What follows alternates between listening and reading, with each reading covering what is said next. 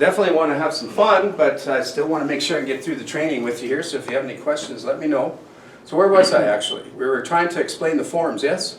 Fiduciary duties. Yeah, so we have fiduciary duties on the consumer guide.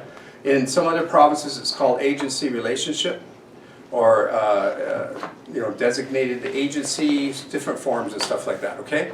So in the consumer guide, you have fiduciary duties. How many do you have again? Six. You guys remember what they were? Yes. No? You should know them. Okay? If you don't know them, because I'm not hearing any, so I'm assuming you don't know, but you really should know them. So there's 6 fiduciary duties. You want to make sure that you have your blue folder handy, or blue folder filled out, or not filled out. What am I trying to say? Like I said, I got distracted. Your blue folder should have all your forms in it, right? So the first form is the Consumer Relations Guide. Second form is what? FinTrack. Third form is Exclusive Buyer.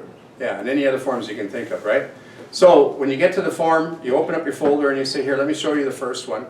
And you go over the first one. Does anybody, oh, I think we have one here, don't we? Let's see here. I thought we, just hold on here. Maybe we'll get somebody to look in here and see if they can find it. And I'll keep teaching for a second here, okay? Okay, so the consumer, or working with a realtor form, or consumer relations, or fiduciary duties. There's 6 or there's 5. Every province and state is a little different. In this place, I believe there's 6. Yeah. And I'm sure there's one in there, but no? The other day. Oh, I used that to rip it up? Okay, so you guys don't know the fiduciary duties offhand, but let's see if we can try to figure out what they are. Undivided loyalty. Undivided loyalty, yeah, there's one. Due diligence. I don't think that's one. Account. Full disclosure. Full disclosure, full accounting, Reasonable confidentiality, care and skill. reasonable care and skill. Yeah, so those ones there, you want to highlight them with a yellow highlighter. So when you open up your blue folder, is it there? Yes. Yeah, thought so, yeah. Okay, so in this municipality, it looks like this. And this is the one that it's mandatory to have to go over it. It's not a contract. It's just, they only sign to acknowledge that you explained it, and they can tell you if they don't want to have representation. And you have to have this done. That's the part that's mandatory. So I would go over these ones here, and I'd say, okay, so do you have any questions? If they say no, then I'd say, here, just sign here. That's the first one. And then the next one is, let them know about FinTrack, which is for identification. And then the next one is your exclusive buyer agreement. And how many pages is that? About 5 pages, yes? And you want to go over page per page. And hopefully they like what they see and they sign. So you should just get it signed for a minimum of 90 days. Okay, minimum of 90 days. Why 90 days when you got them pre-approved? You're going to go out just once, maybe twice. They're going to write an offer. The conditions will be removed in 2 weeks. Why 90 days? Yeah. Possession could take much longer. Yeah, possession could take longer, but more importantly, that's part of it, but before possession, something could still fall apart, and you might have to start all over again. So you may as well keep them on for 90 days. Okay, so there you go. All right, so step 4. Step 4 is let them not use selected properties to view. Let them not use selected properties to view. So you need to, just pull up here. So how do we do that? So we put it in the criteria. What I recommend is if you're at the office here, it may sound like I'm telling you to waste some paper, but I'm not. I mean, if they see like 10 properties they like, you maybe just look at them on the computer and tell them to pick their 5 favorites. And they might say, the first thing you might think is they might think that they want to see all 10, right? They picked, the 10 came up, they want to see all of them. Okay, so how many could you show in one afternoon or one evening where they would be able to remember everything without starting to mix up the houses? Could you show 10 and they wouldn't get confused? No. 5. Could you show 8? No. No. 6? Getting close, but 5, 4 or 5, hey? Yeah. So 4 or 5. So you say to them, here's what we do. Here's a good way to explain it. Say, pick your 5 favorite. We'll go out tomorrow night. We'll look at all 5. Come back to the office. If there's nothing you like, then we'll look for 5 more. And we'll go out the next night. Sounds good? All I'm saying is this, if we go out tomorrow night and you see one you like, make sure that we do something or we let it go. Because if we show you 5 and then we go show you 5 more, you're gonna probably want the one that we seen the day before. And when we call, it's gonna be gone. And then you're gonna be upset. So we don't want that to happen. Okay, you're not gonna be happy because mentally you start moving in. So let's just make a deal here. We'll go show 5.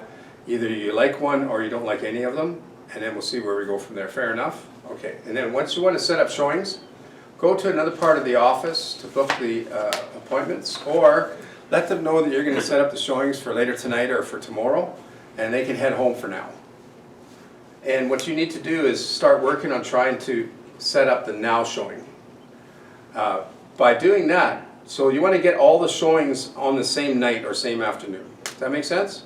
Yeah. It's not going to be beneficial for your clients, let alone yourself, if you set up 4 showings for this afternoon and 1 for tomorrow. It's just not going to work. Because what they do is they think, okay, we'll see the 4 today, we don't have to make a decision, and we'll see that one tomorrow, then we'll decide. And just like I said a minute ago, what happens when they see the one tomorrow? They say they liked, one of the ones from the day before, and you call and it's gone. And you might say, well, that doesn't happen all the time, Dwayne, does it? I'll say to you this, as a person that's very experienced, did a lot, it seems like it happens all the time. It's crazy how much it happens.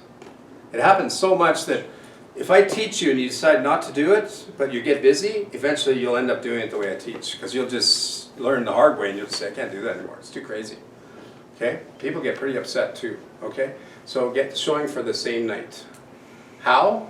What you do is sell the seller or the agent on the now showing.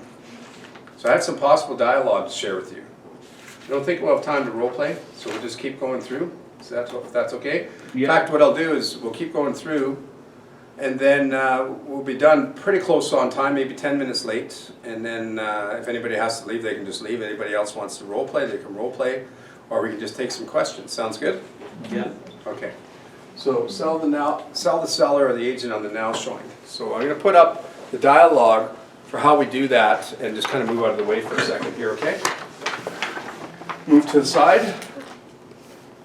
So possible dialogue. So let's say you got 5 properties and you want to set up the showings. I'm going to give you all the tips you need to set up the showings so it'll work very efficient for you. You ready? So you got the 5 highlight sheets. You might look at the addresses and you might figure on doing a loop. Or you may be crisscrossing, it depends if you decide that you want to show this house in front of this other one based on either price or size or what you're seeing in the comments for condition and stuff like that. Does that sound fair? So once you decide the order, and you've decided if you're doing it with the clients, you decide you're going to do it tomorrow afternoon or tomorrow evening. So if you're doing evening showings and there's 5, you probably should start your showings as early as possible. So maybe 6 o'clock, does that sound right? You know, maybe 6:30 at the latest. 7 o'clock's pushing it, would you agree? Okay, if you do it in the afternoon, try to start at 1, if you can. So also, when you set up your showings, the general idea would be to book a window. So make a note of that. So book a window, and I would book a window that overlaps. So if they're a little bit ways apart, maybe it's a mile each way, you might do 1-hour windows, but overlap them every half hour. So if you had 5 showings, the first showing would be 1 to 2, and then the second showing would be what time? 1:30 to 2:30. Then the next one? 2 to 3. You get the point? Yeah? 2:30. And if they're closer, you might get away with a 45-minute window. Yeah. I wouldn't go down to a half hour though. Not because you got to overlap. The reason you overlap is sometimes the showing is really quick, Yeah. and sometimes another one is longer than it should have been. So you do this overlap, and it helps you to pick up. I don't know. You'll see what I mean when you do it, right? Yeah. So let's say we do 45 minutes. So we got 5 properties. So we go 1 to 1:45, 1:30 to 2:15, 2 o'clock to 2:45. Let's say 2:30 to 3:15, and then 3 to 3:45. Excuse me. All right. So we've got that. So now you got to call and confirm that you can get these appointments at that time. Yes. Yeah. So you call the realtor and he says, "Yeah, we don't want any showings today." Well, let's see if our dialogue is true. Well, we might have a problem. Is that a true statement if they say that they are having no showings? Yeah. Yeah. Or if it's you calling your seller, I got a realtor that wants to see the place tomorrow between 1 and 1:45. I just want to let you know, will you be able to, leave the property so they can come and see it? No, we don't want any showings tomorrow. Oh, well, we Might have a might have a problem. And so you might say to the other realtor or to your sellers, you're serious about selling, right? Because I mean, it's on the market. And they say, well, yeah, but we just want these showings tomorrow. Well, you know what? The buyers were with me earlier, so you noticed I changed the words. But if they're with you right now, you say, the buyers are with me right now. The buyers are with me right now. And they told me they're ready to buy today. Is that true? Yeah. Yeah. Or tomorrow? You know, if it's tomorrow. You still gotta change some of the words, right? Now they started to, or they asked to see your house, but they also asked to see a few others. I have a feeling they're going to do something tomorrow when we go out. Again, the words are a little different than what I said. I have a feeling they're going to do something today. So could you do me a favor? Just this once. Let us pop in for 10 minutes. Take a look at the house. And if they like what they've seen, I'll be calling you shortly after that, probably with an offer. Or we might be working on an offer together tomorrow. Would you like that? Yeah. So it's interesting. I was taught something like this before I was a trainer, and I can remember talking to a realtor, and he said to me, well, how am I going to tell my seller what you said? And I said, well, here, let me teach it to you. I literally taught some realtors on the phone so they could call their seller and use this kind of thing so we could get in the door. Isn't that crazy? You know? So normally we role play this part. We'll get to that a little later. So let me just kind of do it again so you can see how it works again, okay? So we picked 5 properties. I put them in the order that I'd like to do some overlap. Now on your highlight sheets, gang, you notice there's sometimes a little bit of a white area around to the middle to the right. Right in there, put in the time that you're going to do the showing and highlight it with the yellow highlighter, and then call, and if it's confirmed, put yes under it. I just recommend you do it that way to keep it simple. Now, you could also make a list of your showings without the highlight sheets. We'll get to that in a bit and why. But now we call, say, hello Fred, or you text, or you use TouchBase or Showing Time or whatever it's called, all that stuff, right? And you send it in, and then they send back, no, there's no showings. And you got to reach out to that realtor, even, like outside of the normal systems, phone them. Now some of you say half realtors aren't even answering their phone. Well, you got to at least try. Phone them and tell them I have to talk to you. Okay. So there's no showings tomorrow? No. Okay. Well, I just want to let you know there might be a problem. Your people are still serious, aren't they? Oh yeah, for sure. Okay. Well, the buyers were with me just now. They're pre-approved for a mortgage. They're ready to buy. They asked me to see your house and a few others, and I know they're going to do something. So if we can't see your house, we're still going to look at the other ones, and we're going to move forward. But I'd like to squeeze yours in. Do me a favor just this once. Get us in there. Because yours could be the one. We could be doing a deal together tomorrow. Okay, so remember, here's another little thing that could be a big thing. Isn't that right, gang? Mm-hmm. So some tips on showings. So we should lower people's expectations. Now, if it's your own listing and you feel it's gorgeous, gorgeous to you may not be gorgeous to the other person. Isn't that right? Yes. In fact, I knew one lady that for her place to be clean and spick and span and gorgeous, I mean, there wasn't even dust on her hot water tank. Seriously. I mean, this place was spotless. And I'm not a dirty kind of person, like I'm fairly clean, but there's dust on my hot water tank, if you know what I mean. It's not perfect. So we don't want to make their expectations higher.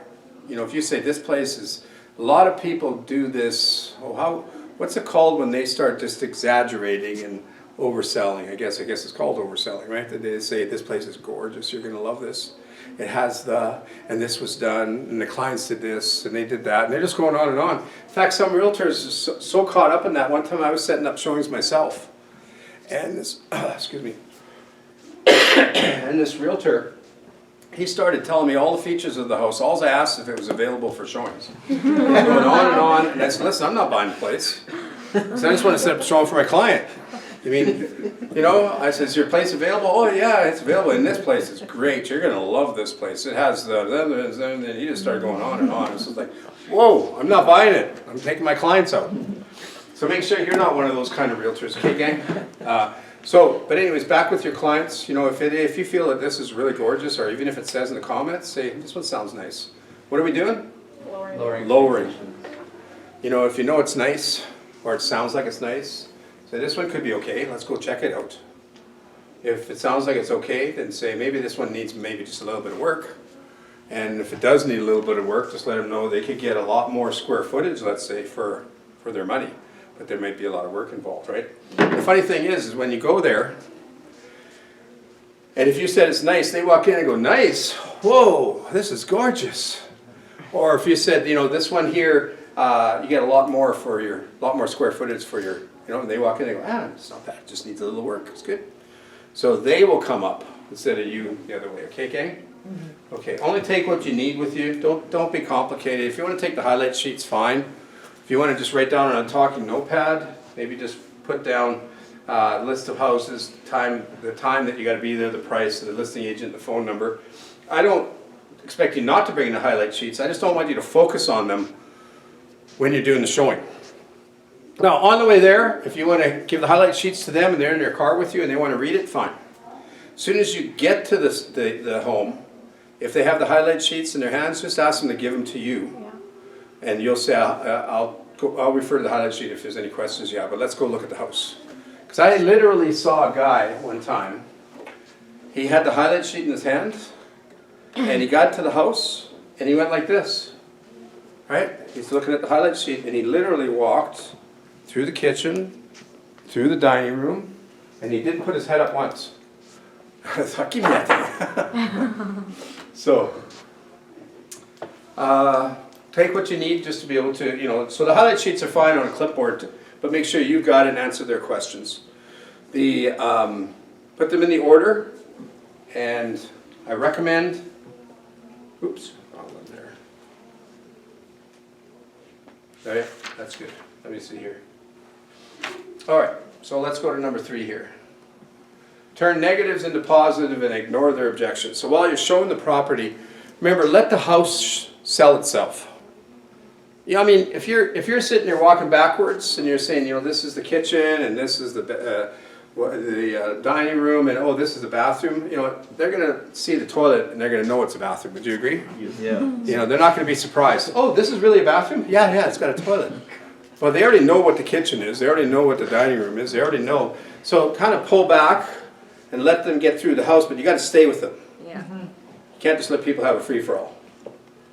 And what do you do if they say, holy cow, I can't believe how small these bedrooms are? You know, what are we going to say? Well, there's not much to say. I mean, there's something you could say, I guess. I mean, you could say, well, you know what, and maybe this place was built in the 50s and it's a smaller home. And, you know, back then, you'd say the contractors back then, you knew they had to build houses only a certain size for this price range.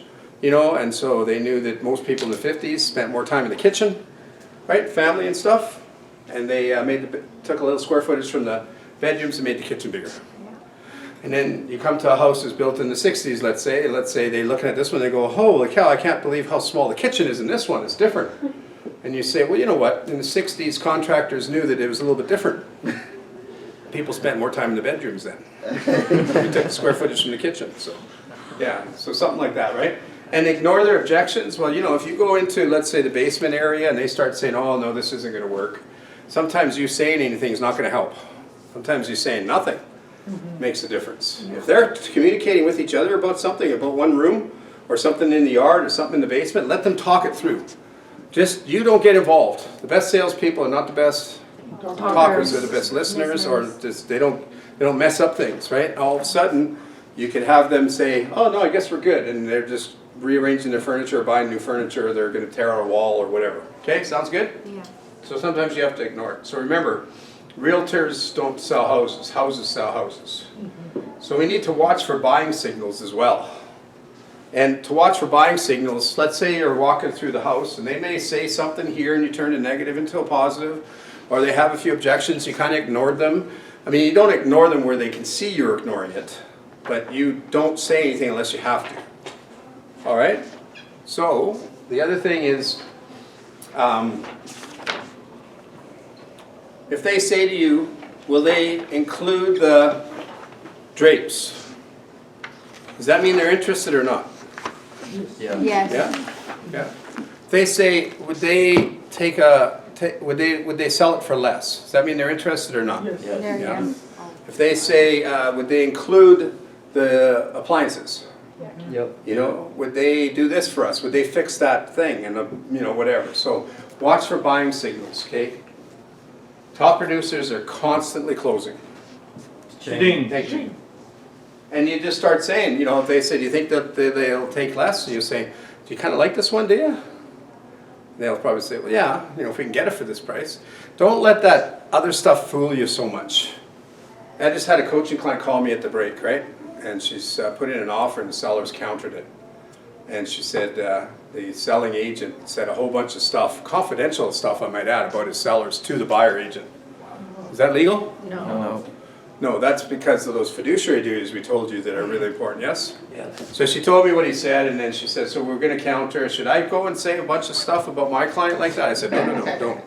She goes, well, I didn't want to, I just wasn't sure. She's fairly new also, right? She's in Vancouver area. And so we had a quick chat, and I was just saying, you know, what we wanna do is less is better, or less is more, I guess you call it. Top producers are constantly closing cha-ching, so you just say, you kind of like this one? And if they say, yeah, like remember, if they said, could we get it for less? You say, well, it sounds like you kind of like this one. Don't worry about that less part. Continue on with the showing. Show the rest, get back to the office. And what's next after when you get back to the office? So buyer cost sheet, right? So do that. So on the way back to the office, talk about anything but the house on the way back to the office. Let me try that again. I think there might have been an ooh there for you. Ooh. Everybody seen it? Yeah.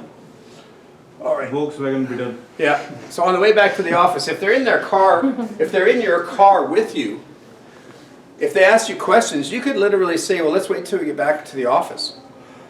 I just want to focus on driving for now. You could do that, yes?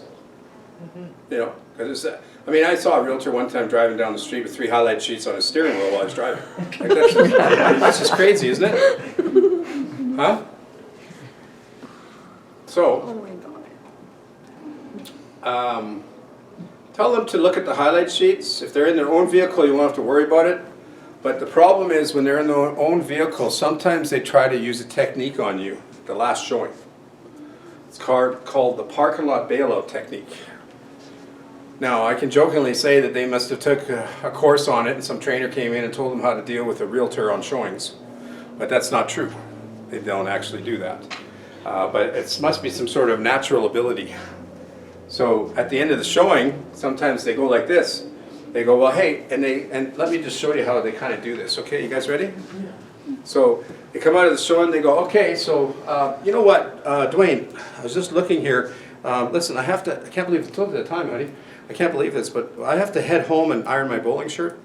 And I was wondering, could you give us those highlight sheets that we're going to head home? And we'll call you tomorrow and let you know what we're going to do. So we'll call you tomorrow around 10, or would 11 be better? 11. 11, okay. And we'll see you later, right? So it sounds like they got trained just like you're getting trained, doesn't it? Mm-hmm. Okay, so anyways, they don't get trained. I'm just joking about Yeah. that. Maybe they don't say the exact words, but they will ask for the highlight sheets and say, Yeah. I'm going home and we'll talk to you later. Yeah. And you can't let them leave.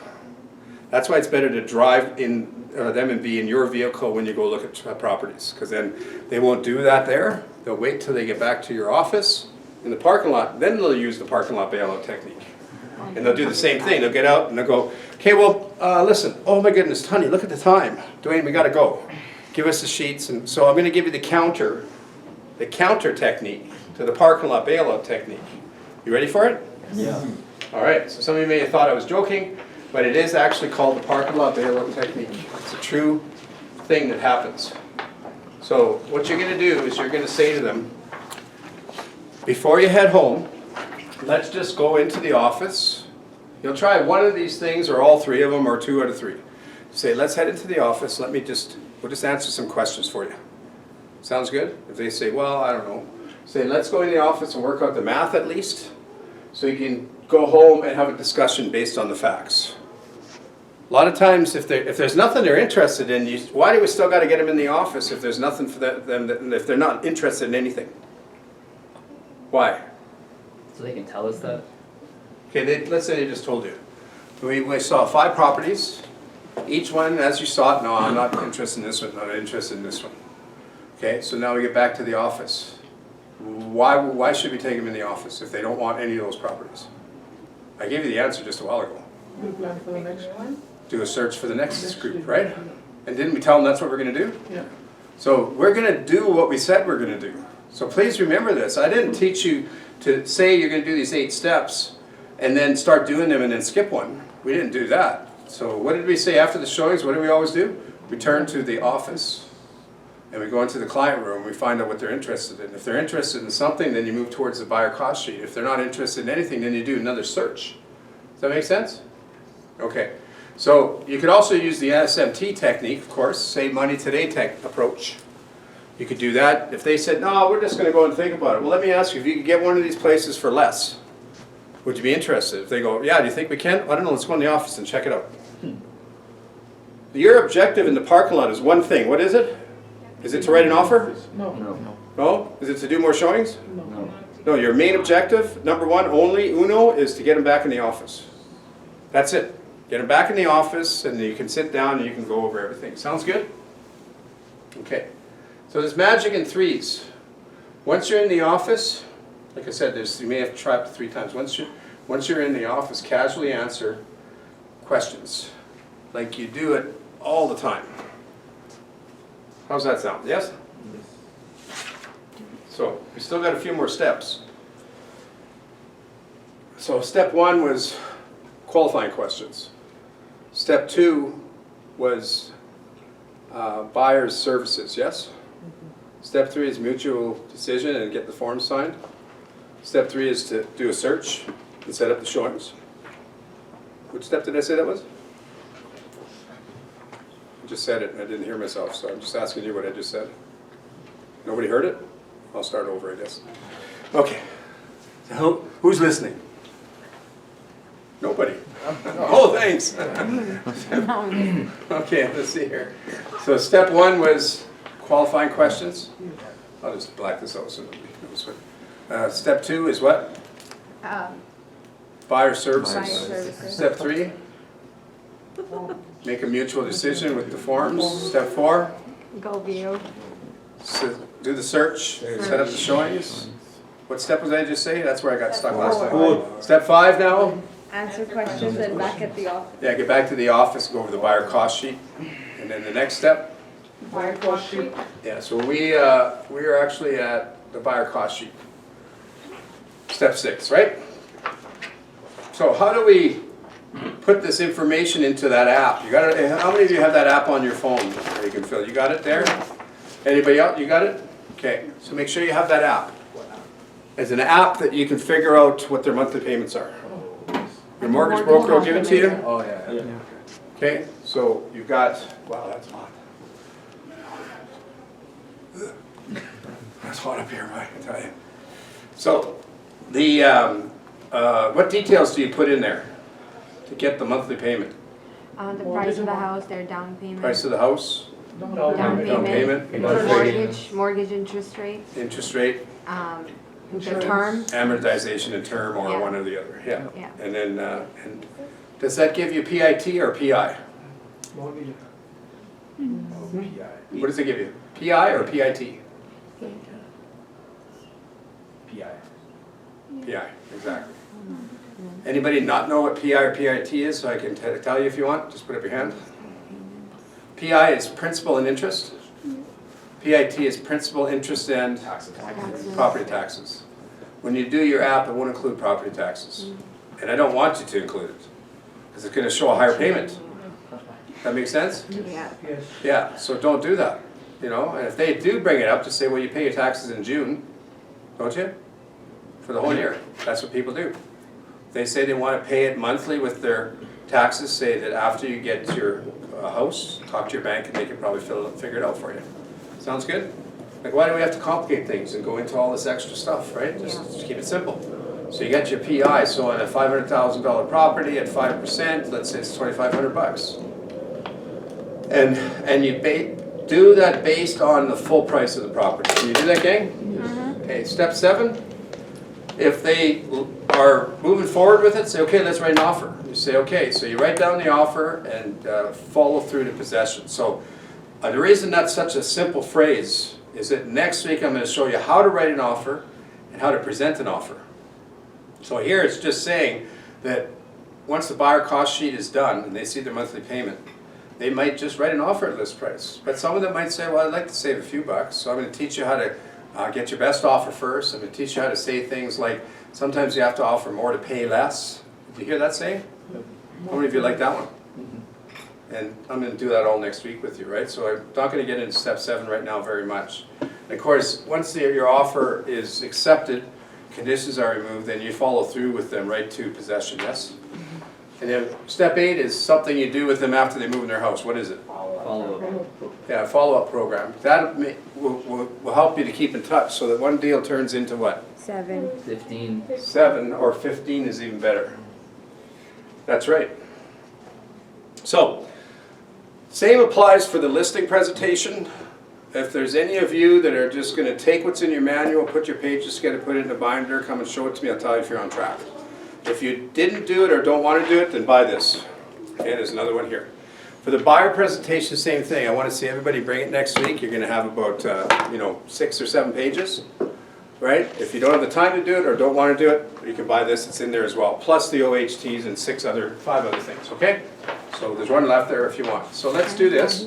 Let's go into our weekly activity, and I have a little poem to read, and then we'll part ways, or I'll hang around a little after for some Q&A as well, okay? So turn to your weekly activities. Now, I don't know if we have room, but a lot of times in my bigger classes and for graduation, I'll let you know that you can have a guest come if you want, but I don't think we really have room in here. If you have somebody in your office you want to sit in or something, you have room for one, I guess, but I wouldn't worry about it too much. So there's a few things I want you to do for next week. First is I want you to make sure that over the next 7 days you go to your office and you prospect. Can you do that? Mm-hmm. Okay.